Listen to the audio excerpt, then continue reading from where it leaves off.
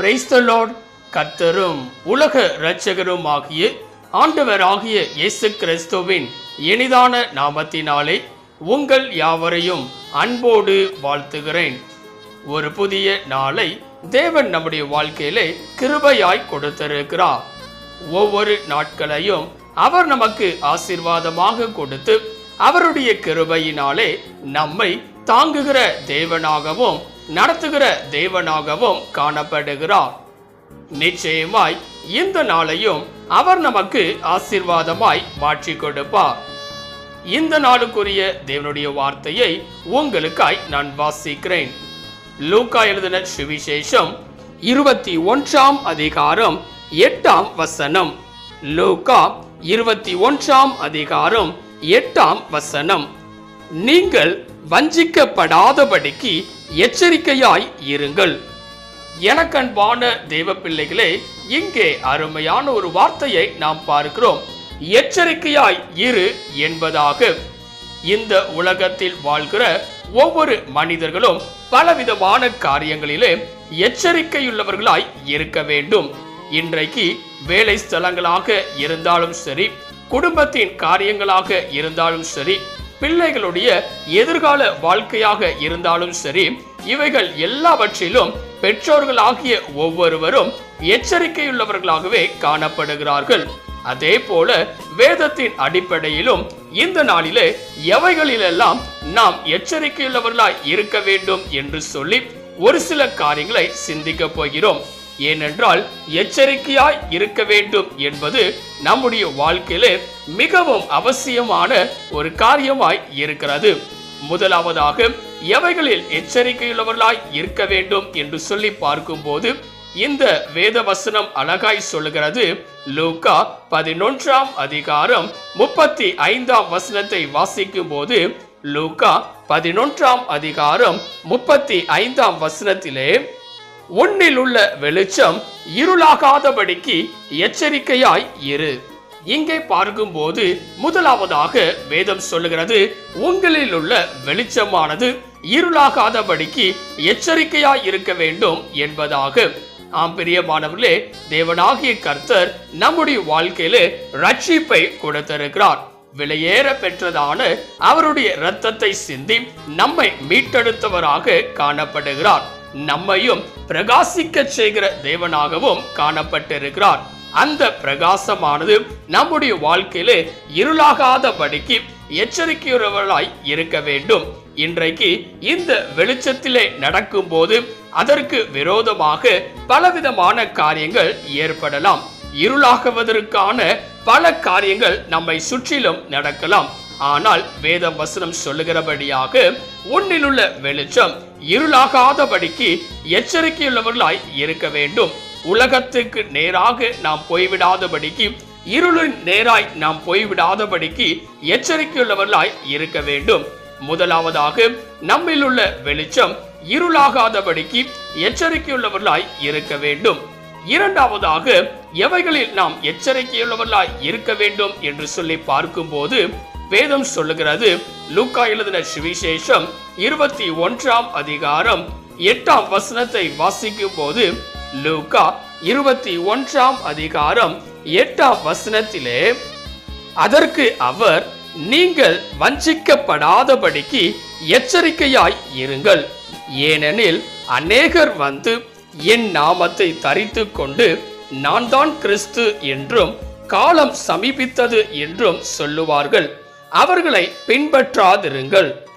இங்கே பார்க்கும்போது இரண்டாவதாக எதிலே நாம் எச்சரிக்கையுள்ளவர்களாய் இருக்க வேண்டும் என்றால், நாம் வஞ்சிக்கப்படாதபடிக்கு எச்சரிக்கையுள்ளவர்களாய் இருக்க வேண்டும். இந்த உலகத்திலே பலவிதமான போதனைகள் காணப்படுகிறது. நம்மை விழத்தட்டுகிற பல காரியங்கள் இருக்கிறது. ஆனால் அவைகளில் எல்லாம் நாம் எச்சரிக்கையுள்ளவர்களாய் இருக்க வேண்டும். நம்மை வஞ்சிப்பதற்காக பலவிதமான காரியங்களை சத்ரு விதைக்கிறவனாக காணப்படுவான். ஆம் பிரியமானவர்களே, அதிலிருந்து விடுபடுகிறவர்களாக எச்சரிக்கையுள்ளவர்களாய் நாம் இருக்க வேண்டும். பல மனிதர்கள் இதிலே விழுந்து போனவர்களாகவே காணப்படுகிறார்கள். ஆனால் நாமோ கிறிஸ்துவின் இரத்தத்தினால் மீட்கப்பட்டவர்களாய் காணப்படுகிறோம். வஞ்சிக்கப்படாதபடிக்கு எச்சரிக்கையுள்ளவர்களாய் நாம் காணப்பட வேண்டும். இரண்டாவதாக வேதம் சொல்லுகிறது, நீங்கள் வஞ்சிக்கப்படாதபடிக்கு எச்சரிக்கையுள்ளவர்களாய் இருங்கள். மூன்றாவதாக எவைகளில் நாம் எச்சரிக்கையுள்ளவர்களாய் இருக்க வேண்டும் என்று சொல்லி பார்க்கும்போது வேதம் சொல்லுகிறது, 1 கொரிந்தியர் 10ஆம் அதிகாரம் 12ஆம் வசனத்தை வாசிக்கும் போது 1 கொரிந்தியர் 10ஆம் அதிகாரம் 12ஆம் வசனத்திலே, இப்படி இருக்க தன்னை நிற்கிறவன் என்று எண்ணுகிறவன் விழாதபடிக்கு எச்சரிக்கையாய் இருக்க கடவன். இங்கே பார்க்கும்போது மூன்றாவதாக வேதம் சொல்லுகிறது, தன்னை நிற்கிறவன் என்று எண்ணுகிறவன் விழாதபடிக்கு எச்சரிக்கையாய் இருக்க வேண்டும் என்பதாக. ஆம்பரியமானவர்களே, இந்த உலகத்தில் வாழ்கிற பல மனிதர்கள் சோதனை என்கிற காரியம் வரும்போது, வேதனை என்கிற ஒரு காரியம் வரும்போது, உபத்திரவம் என்கிற காரியம் வரும்போது, பிரச்சனைகள் வரும்போது தேவனை விட்டு வழி விலகி செல்கிறவர்களாய் காணப்படுகிறார்கள். அந்த சூழ்நிலைகளிலே நிற்க முடியாதபடிக்கு விழுந்து போனவர்களாய் காணப்படுகிறார்கள். அப்படிப்பட்டவர்களாய் இராதபடிக்கு அதிலே எச்சரிக்கையுள்ளவர்களாய் இருக்க வேண்டும். ஆண்டவராகிய இயேசு கிறிஸ்து நம்மை மீட்டெடுத்த தேவனாக காணப்படுகிறார். அவருடைய விலையேற பெற்ற இரத்தத்தினாலே நமக்கு விடுதலையை கொடுத்த தேவனாய் இருக்கிறார். அந்த விசுவாசத்தை முடிவு பரியந்தம் காத்துக் கொள்கிறவர்களாய் இருக்க வேண்டும். நான் நிற்கிறேன் என்று சொல்லுகிற நாம் விழுந்து போகாதபடிக்கு எச்சரிக்கையுள்ளவர்களாய் இருக்க வேண்டும். வேதம் சொல்லுகிறது, மனுஷனுக்கு நேரிடுகிற சோதனையே அல்லாமல் வேறே சோதனை உங்கள் வாழ்க்கையிலே உண்டாகாது என்பதாக. இந்த நாளிலே பிரச்சனைகள் வரும்போது, சோதனைகள் வரும்போது விழுந்து விடாதபடிக்கு தேவனுக்கென்று நிற்கிறவர்களாய் காணப்பட வேண்டும். அதிலே எச்சரிக்கையுள்ளவர்களாய் இருக்க வேண்டும். மூன்றாவதாக, தன்னை நிற்கிறவன் என்று எண்ணுகிறவன் விழுந்து போகாதபடிக்கு எச்சரிக்கையுள்ளவர்களாய் இருக்க வேண்டும்.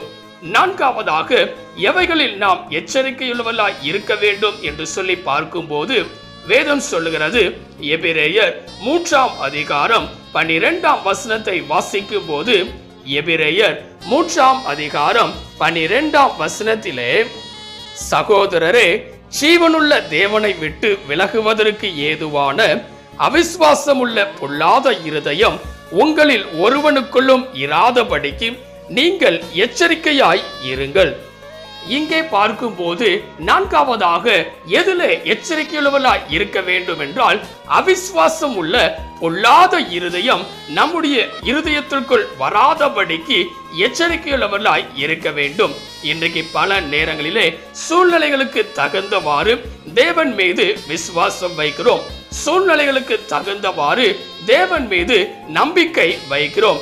தேவன் எனக்கு நிச்சயமாய் இதை செய்வார் என்கிற நம்பிக்கை ஒவ்வொரு நாளும் எந்த சூழ்நிலைகளிலும் நம்மை விட்டு விலகாதபடி இருக்க வேண்டும். இங்கே வேதவசனம் சொல்லுகிறது, ஜீவனுள்ள தேவனை விட்டு விலகுவதற்கு ஏதுவான அவிசுவாசம். ஆம் பிரியமானவர்களே, தேவனை விட்டு விலகுவதற்கு ஏதுவான எந்த காரியங்களும் நம்மை சுற்றிலும் நடைபெற்றாலும் நம்முடைய விசுவாசத்தை விட்டு விலகி செல்லாதபடி நாம் இருக்க வேண்டும். அவிசுவாசம் நம்முடைய வாழ்க்கையிலே இருக்கக்கூடாது. அதிலே எச்சரிக்கையுள்ளவர்களாய் இருக்க வேண்டும். இந்த காலவேளையிலே இதை கேட்டுக்கொண்டிருக்கிற எனக்கு அன்பான தேவ பிள்ளைகளே, நம்முடைய வாழ்க்கையிலே இந்த நாளிலே எவைகளிலெல்லாம் எச்சரிக்கையுள்ளவர்களாய் இருக்க வேண்டும் என்று சொல்லி இந்த நாளிலே நாம் சிந்தித்திருக்கிறோம். முதலாவதாக, நம்மில் உள்ள வெளிச்சம் இருளாகாதபடிக்கு எச்சரிக்கையுள்ளவர்களாய் இருக்க வேண்டும். இரண்டாவதாக, நாம் வஞ்சிக்கப்படாதபடிக்கு எச்சரிக்கையுள்ளவர்களாய் இருக்க வேண்டும். மூன்றாவதாக, தான் நிற்க முடியும் என்று எண்ணுகிறவன் விழாதபடிக்கு எச்சரிக்கையுள்ளவர்களாய் இருக்க வேண்டும். நான்காவதாக, அவிசுவாசம் நம்முடைய வாழ்க்கையில இராதபடிக்கு எச்சரிக்கையுள்ளவர்களாய் இருக்க வேண்டும். இவைகள் எல்லாம் நம்முடைய வாழ்க்கையில இருக்குமே என்றால் தேவன் நம்மோடு கூட இருப்பதில்லை, தேவன் நம்மை ஆசீர்வதிப்பதில்லை. ஆனால் இவைகள் எல்லாவற்றிலும் எச்சரிக்கையுள்ளவர்களாய் இருக்கும் போது கர்த்தர் நம்மோடு கூட இருந்து பெரிய காரியங்களை செய்கிற தேவனாய் காணப்படுவார். தேவனுடைய கரத்திலே உங்களை அர்ப்பணிப்பீர்களா? செபிக்கலாம். கிருபையும் இரக்கமும் நிறைந்த எங்கள் அன்பின் பிதாவே, இந்த ஆசீர்வதிக்கப்பட்டதான நல்ல கால வேளைக்காய் நன்றியோடு உம்மை துதிக்கிறோம், உம்மை ஸ்தோத்தரிக்கிறோம். நீர் கொடுத்த அற்புதமான உம்முடைய வார்த்தைக்காய் நன்றி செலுத்துகிறோம். எவைகளில் எல்லாம் எச்சரிக்கையுள்ளவர்களாய் இருக்க வேண்டும் என்று சொல்லி இந்த நாளிலே நீர் எங்களுக்கு கற்றுக் கொடுத்திருக்கிறீர். இந்த கால வேளையிலே இதை கேட்டுக்கொண்டிருக்கிற, இதை பார்த்து கொண்டிருக்கிற ஒவ்வொரு பிள்ளைகளும் தங்களுடைய வாழ்க்கையிலே எல்லா காரியங்களிலும் எச்சரிக்கையுள்ளவர்களாய் காணப்பட்டு உம்முடைய கரத்திலிருந்து ஆசீர்வாதத்தை பெற்றுக்கொள்ள நீர் கிருபை தருவீராக. நீரே பெரிய காரியங்களை செய்வீராக. நீர் மாத்திரம் மகிமைப்படுவீராக. இயேசுவின் நாமத்தில் ஜெபிக்கிறோம் எங்கள் ஜீவனுள்ள நல்ல பிதாவே, ஆமென். கர்த்தர் தாமே இந்த வார்த்தையின் மூலமாய் உங்களை ஆசீர்வதித்து இவைகள் எல்லாவற்றிலும் எச்சரிக்கையுள்ளவர்களாய் இருக்கும் போது கர்த்தர் உங்களுடைய வாழ்க்கையிலே நிறைவான நன்மையை தருகிற தேவனாக காணப்படுவாராக. ஆமென். God bless you.